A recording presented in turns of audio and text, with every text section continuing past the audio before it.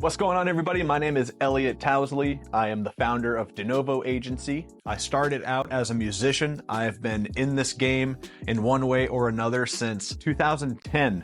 So I'm really dating myself here, but now I've grown from being a musician much more into the marketing / business side of the music industry. And I'm excited to talk about marketing and how it comes into play with choosing the route of either being an independent artist all the way through or going the record label route.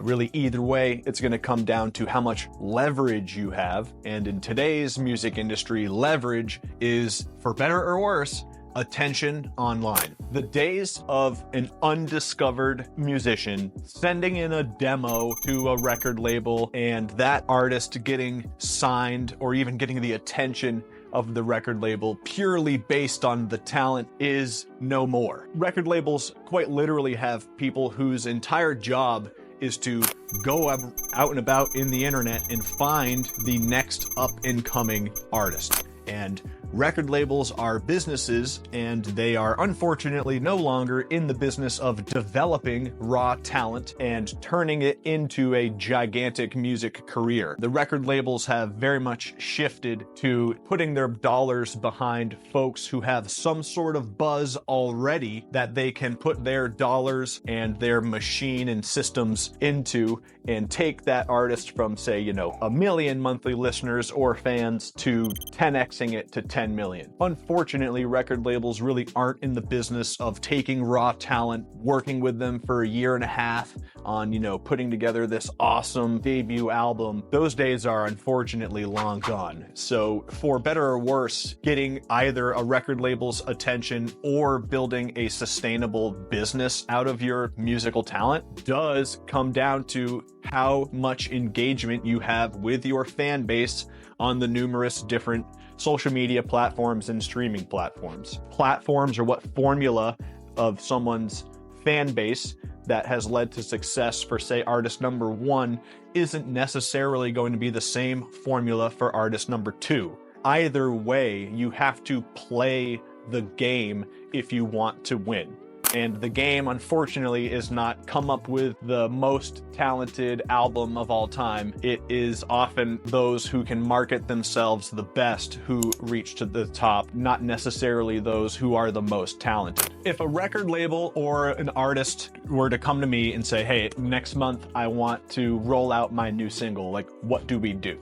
The honest answer is it depends. I think artists are too often looking for a one-size-fits-all plan that, say a 19-year-old R&B singer in Seattle could follow and find the same success that a rapper who's 29 and who lives in Atlanta could follow and find the same success. The music industry just doesn't work like that. It really does come down to finding what works best for each artist.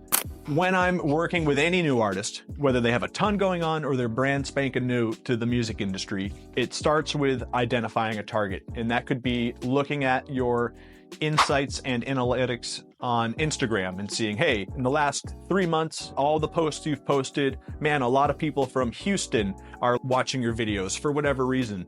And it seems to be guys in their 20s, and maybe Spotify can say that your fans also like, let's say, Jadakiss is a artist that your fans are also listening to. It doesn't necessarily matter if you sound like Jadakiss, but from a data perspective, it's a blip that we can use. All the data is valuable. It just depends on how you use it. We'll get the most value out of it. So at the beginning, our target audience is not set in stone. It's very much a radar. Where is the target right now? We don't necessarily know where they're going. We don't necessarily know how many more targets are going to show up. But right now, I can see that guys in their 20s in Houston who listen to Jadakiss are engaging with my content. You want to get to the point where the marketing is almost like solving a really simple math equation. If I can use my data from Spotify and from Instagram and see that these sweet spots in my audience of guys in their 20s in Houston who like Jadakiss, that's data that we can use. We now have a target we're trying to reach. And if we take it one step further, we can say, hey, over the last 3 months, you've put out these 4 songs, and song number 2 really did the best. It got the most algorithmic attention. It got the most saves,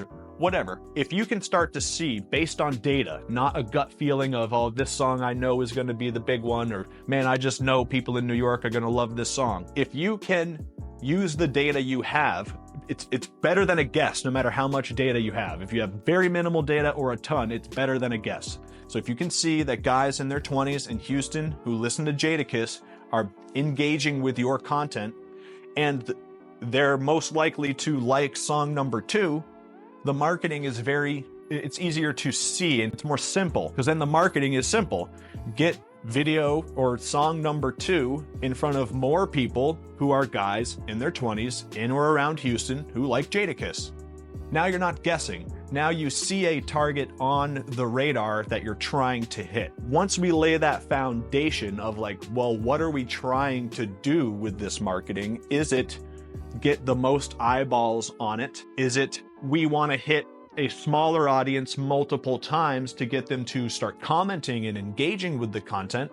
Those are two very different goals, two very different campaigns.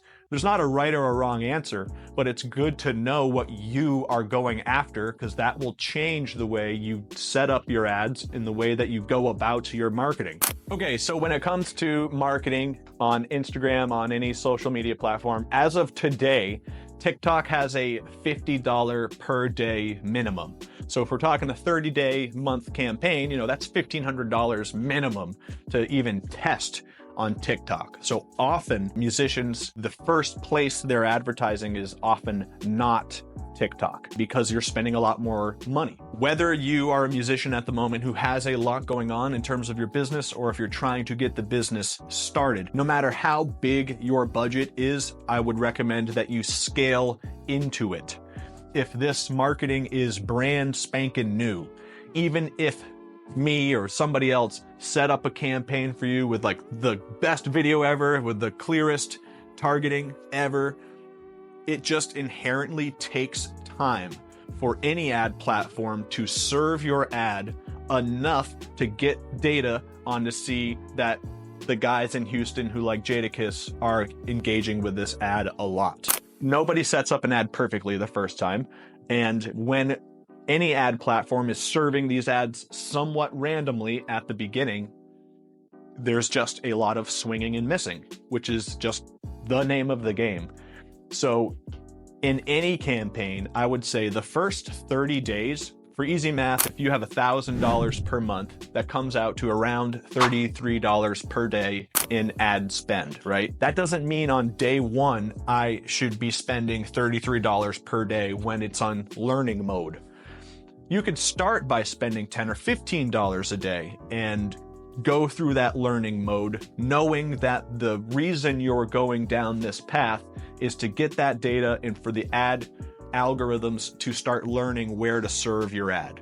You can't get great results unless you go through that learning period, no matter who sets up your ads. So if you know that going into it, it's easier to understand that yes, in the first 10 days, some of those ad dollars might be wasted in a short-term perspective, but the long-term is you've got to get your ad algorithms, your ad account, no matter where you're advertising, it needs to learn what the right path is. And you can't do that in a day.